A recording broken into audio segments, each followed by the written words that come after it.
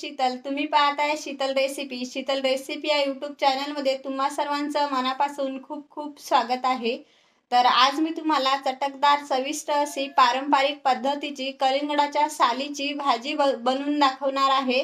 तर हे कलिंगडीचे साल आपण टरबूज खाल्ल्याच्या नंतर फेकून देतो, तर हे कलिंगड जे आहे त्याची सालीची जी भाजी जर बनवली तर अगदीच चविष्ट होते.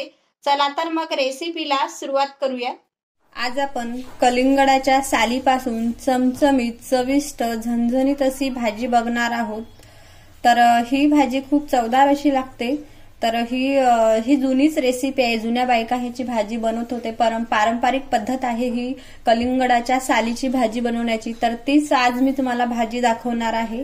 तर हे कलिंगड तुम्ही कधीच फेकून देणार नाही. जेव्हा आपण टरबूज खातो त्याच्यानंतर जे साल राहते ती आपण कधीच फेकून देणार नाही. याची आपल्याला यूज होते. तर काय करायचं, जे समजा आपलं टरबूज असते ते असं चाकूच्या साहाय्याने वरचा जो लाल भाग आहे तो काढून टाकायचा आणि मग याची आपल्याला भाजी बनवता येते. तर हे मी कलिंगडाची साल घेतलेली आहे. तर आता आपण हे कलिंगडाच्या सालीचा जो हा हिरवा भाग आहे तो सिलरच्या साहाय्याने काढून टाकायचा आहे, शिलून टाकायचा आहे. या पद्धतीने हे बघा, हे पूर्ण काढून घ्यायचं आहे. अशा पद्धतीने आपण याची साल काढून घेतलेली आहे. बघा, हिरवा भाग पूर्ण काढून घेतलेला आहे. आता आपण याला बारीक चिरून घ्यायचा आहे चाकूच्या साहाय्याने. मस्त बारीक अशा फोडी करून घ्यायच्या आहेत. तर आता मी फोडी करून दाखवते तुम्हाला.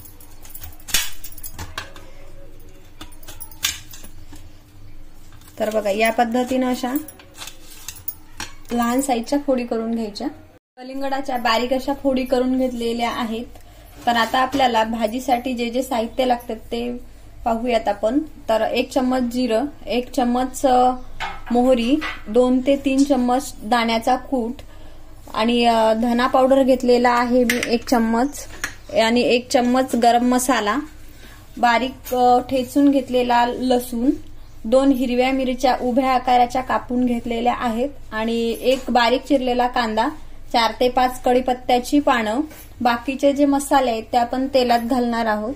तर इथे मी गॅसवर कढई गरम करायला ठेवलेली आहे. त्यामध्ये मी 2 चम्मच तेल घालून घेतलेलं आहे. तर तेल आपल्याला छान कडकडीत गरम होऊ द्यायचं. त्याच्यानंतर मोहरी घालून घेऊयात. तेल गरम झालेलं आहे. तर आता मोहरी घालून घेऊ. 1 चम्मच मोहरी छान तळतळू द्यायचं. 1 चम्मच जिरं घालून घ्यायचं. त्यानंतर आपल्याला बारीक अशा उभ्या आकाराच्या चिरलेल्या हिरवी मिरचीचे तुकडे घालून घ्यायचे. लगेच कढीपत्त्याचे पानं टाकून घ्यायचे. त्यानंतर आपल्याला बारीक चिरलेला कांदा घालून घ्यायचा आहे. सर्व छान असं एकजीव करून छान असं परतून घ्यायचं. गॅसची फ्लेम मीडियम करून घ्यायची. कांदा थोडा परतत आला, कच्चा पण गेलं की लगेच आपल्याला लसूण घालून घ्यायचा आहे ठेचून घेतलेला. तर तो सुद्धा असा छान असा एकजीव करून घ्यायचा.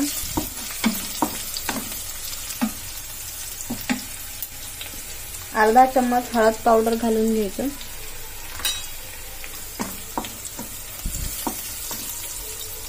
तर यामध्ये आपल्याला धना पावडर घालून घ्यायचा 1 चम्मच, 1 चम्मच गरम मसाला आणि 1 चम्मच लाल तिखट घालून घ्यायचं आहे आणि छान असं एकजीव करून घ्यायचं आहे. मसाले छान तेलात परतून झाले की त्यानंतर लगेच आपल्याला दाण्याचा कूट टाकून घ्यायचा आहे. 2 ते 3 चम्मच दाण्याचा कूट आहे. तो सुद्धा तेलामध्ये छान असा परतवून घ्यायचा. तो परतवल्याच्या नंतर छान असा खमंग असा वास सुटलेला आहे मसाल्यांचा. तर लगेच आपल्याला ह्या कलिंगडाच्या बारीक चिरलेल्या फोडी टाकून घ्यायच्या. त्या सुद्धा तेलामध्ये छान अशा फ्राय करून घ्यायच्या आहे.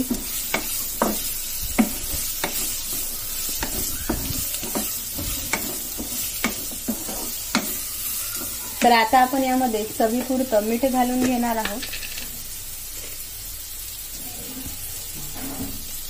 1 चमचाभर मीठ.